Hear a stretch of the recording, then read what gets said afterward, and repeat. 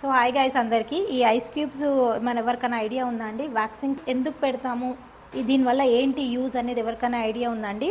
So ఈ video last year నాకు ఏప్రిల్లోనో మేలోనో తీశాను.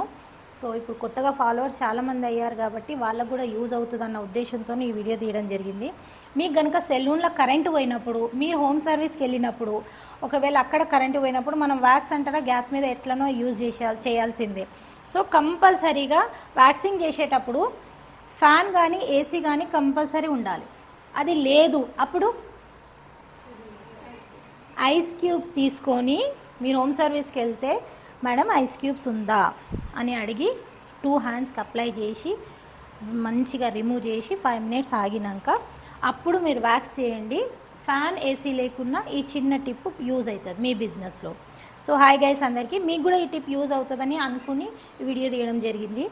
So thank you so much. కొత్త ఫాలోవర్స్ అందరికీ చిన్న టిప్ యూజ్ అవుతుందని అనుకుంటున్నాను.